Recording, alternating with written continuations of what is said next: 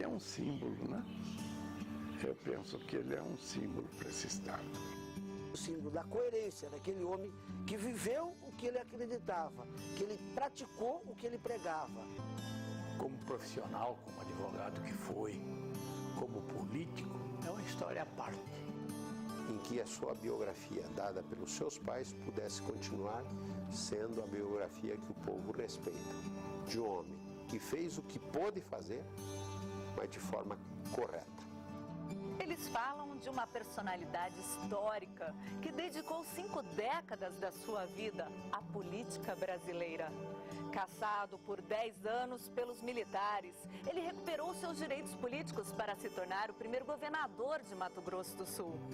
Também foi senador da República, deputado federal, prefeito de Campo Grande e testemunha de importantes fatos da nossa vida social e política. Nasci na zona rural, nasci na região da Vacaria. A Vacaria já foi uma legenda. Foi a grande região rural de Campo Grande e do próprio sul do estado de Mato Grosso. A minha formação foi feita muito em São Paulo, na capital.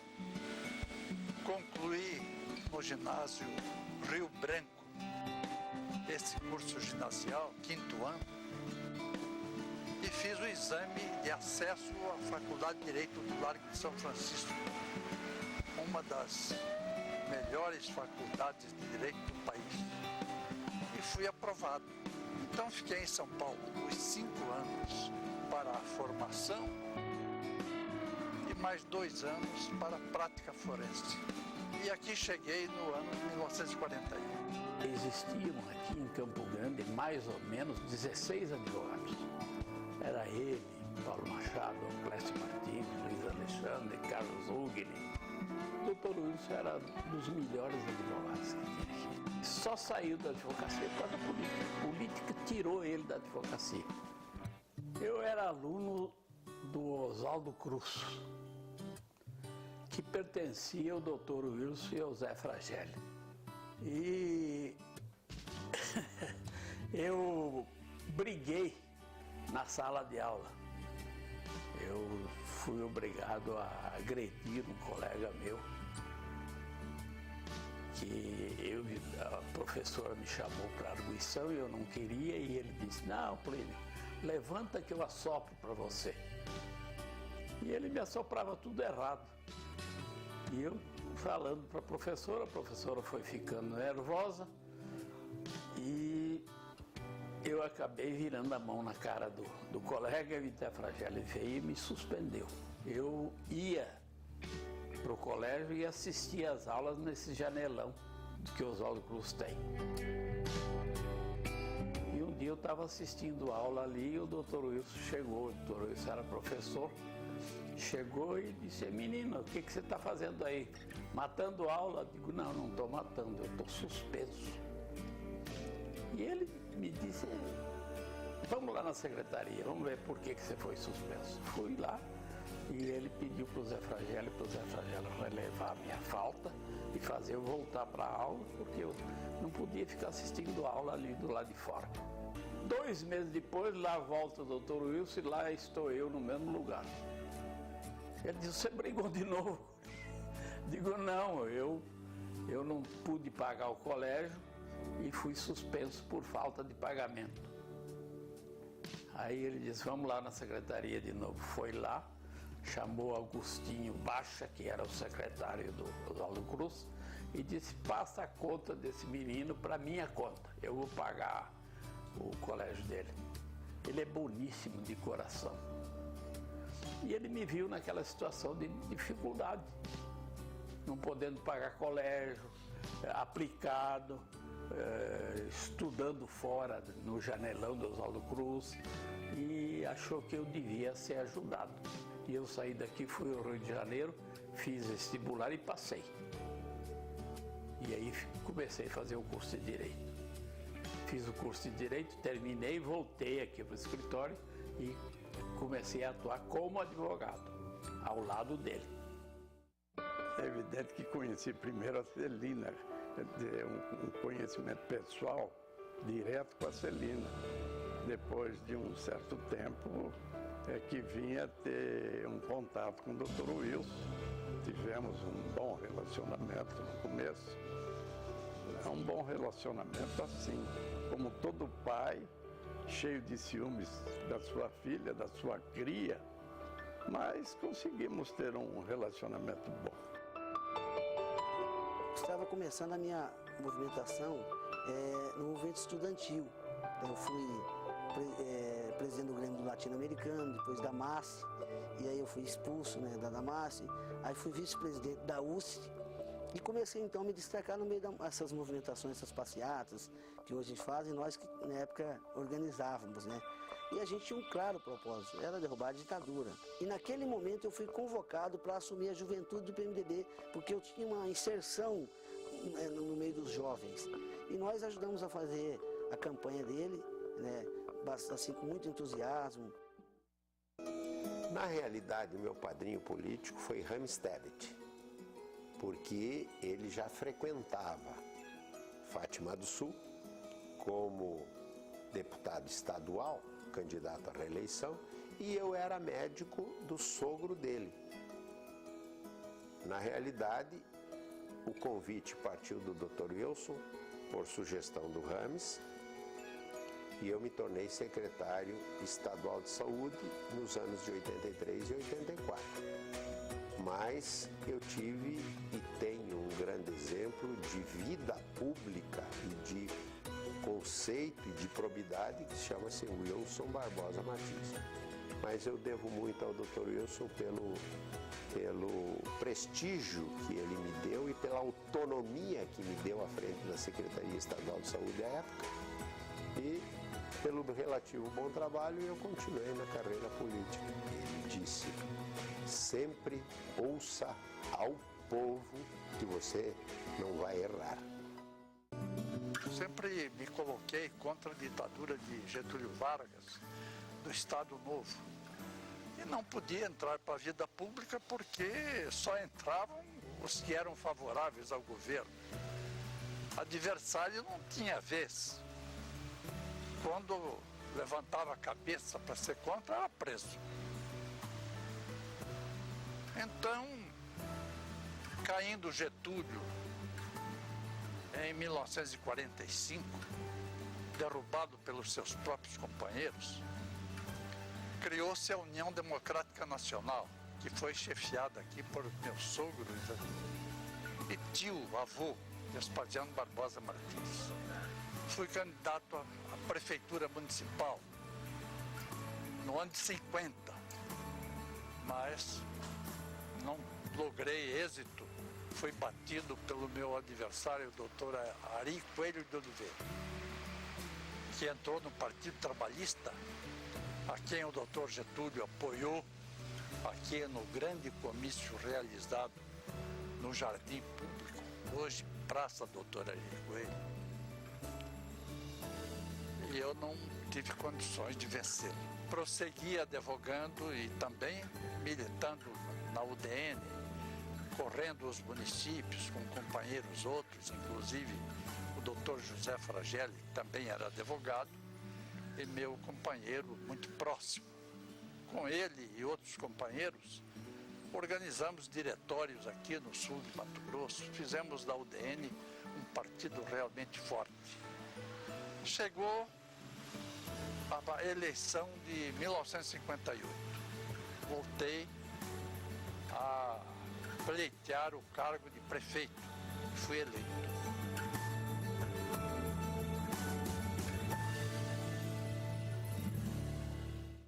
Cheguei na Câmara Federal em 1963, quando se discutiam em reformas no Brasil. O Brasil todo se abria para reformas. E eu levava essa proposta do meu eleitorado. O DN tinha, a essa época, duas partes essenciais. A parte de vanguarda ou reformista, chamada Bossa Nova, e o setor conservador. Eu me alistei entre os reformistas.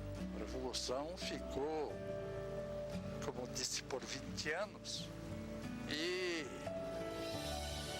nesse período foram caçados os elementos mais visados nos governos estaduais, nas lideranças políticas e na Câmara.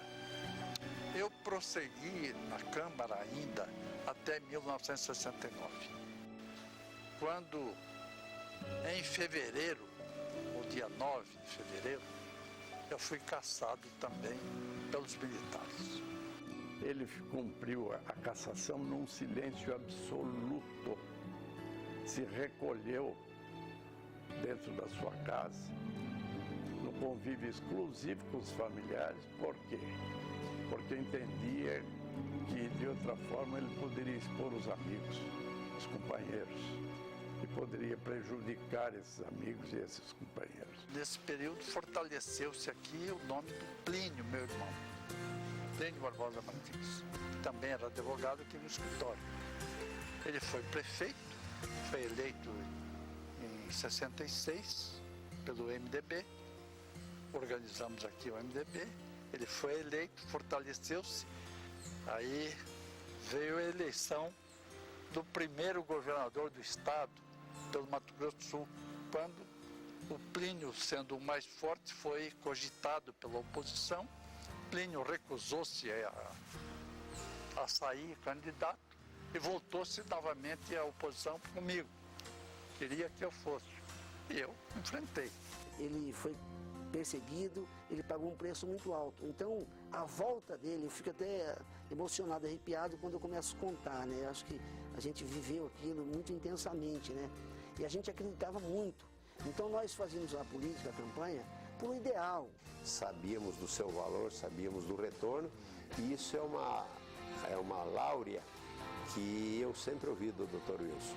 Dizer, olha, quem é eleito pelo povo tem legitimidade. Eu vou ter orgulho de levar para a minha história o fato de ter sido eleito pela população. Obtive recursos fartos, empréstimos. Nós não tínhamos aqui arrecadação suficiente, mas eu obtive recursos através do ministro Delfim Neto e fiz uma administração muito interessante, cheia de estradas de rodagem. Fiz Três Lagoas, Campo Grande, fiz Miranda, Corumbá, fiz Dourados, Naviraí até o Rio Paraná. Fiz 2.500 quilômetros de asfalto. Creio que ele fez um excelente e brilhante primeiro governo, porque ele tinha incutido a todos a dinamicidade que queria ter na frente do governo e haviam recursos. Levou água, isso é obrigação.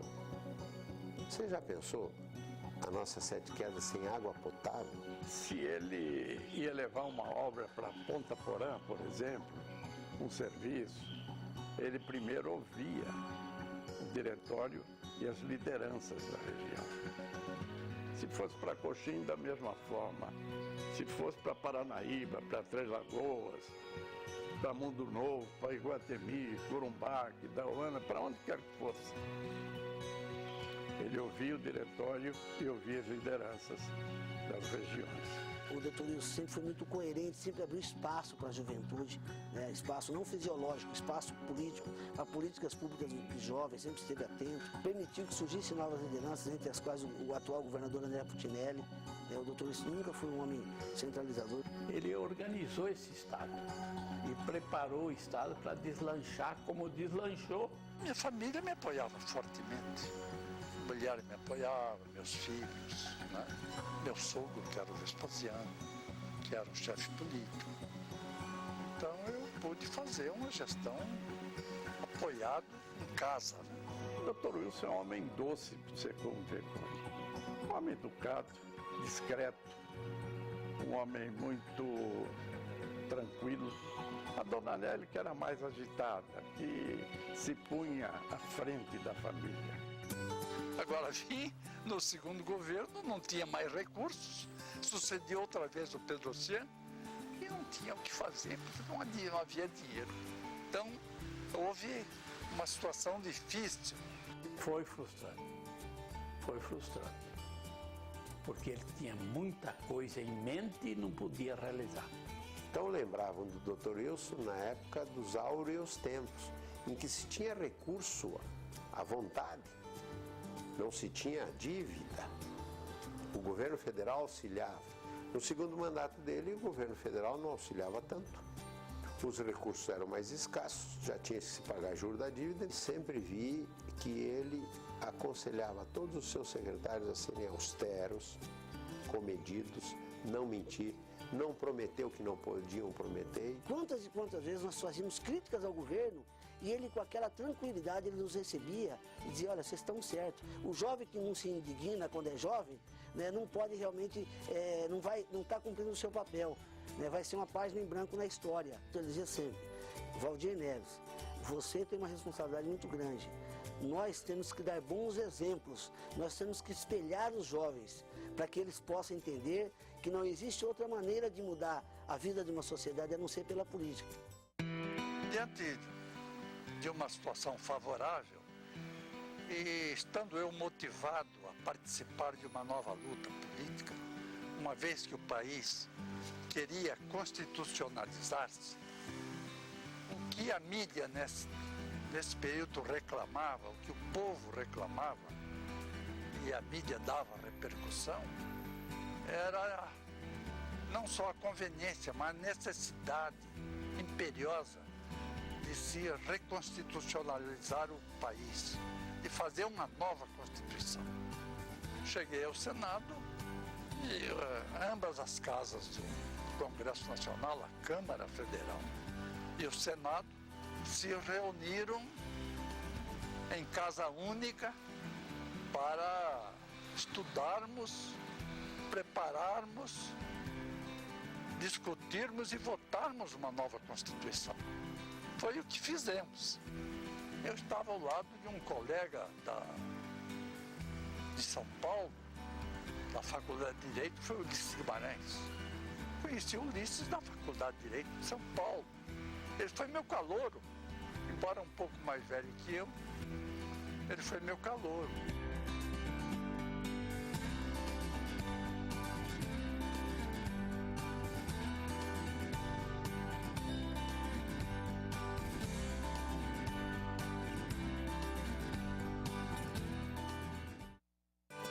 As palavras voam, agora as obras materiais ficam. Eu participei quando prefeito de Campo Grande, nos 2 anos em que ele foi governador, nos meus primeiros 2 anos, e nos 2 derradeiros anos dele, a entrega de um poço artesiano para o bairro Dom Antônio. Quer dizer, um governador que ainda se preocupava com as questões municipais. As metas dele ele alcançou como homem público. E ele buscava sempre o melhor para a população. Sempre o melhor. Eu acho que ele almejava era isso, a felicidade do povo.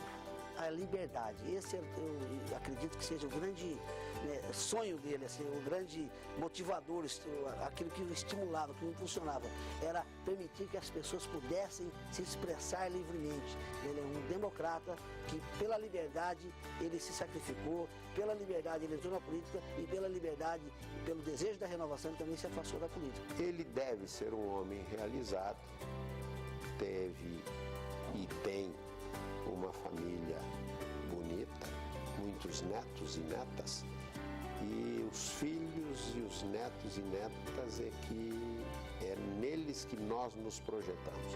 Ele é o espelho nosso. Ele é o nosso espelho. Ele é um exemplo para todos nós, não é só para mim. Não é só para mim. É evidente que ele é motivo de orgulho para os familiares. Mas ele é um exemplo para todo mundo. Gratidão, muita gratidão. Muita gratidão. Eu sou fruto de uma luta dele. As pessoas dizem, o Wilson que fez o Plínio. Tudo bem, estou de acordo. acordo. Plenamente de acordo. Nós não podemos viver sem sonhos.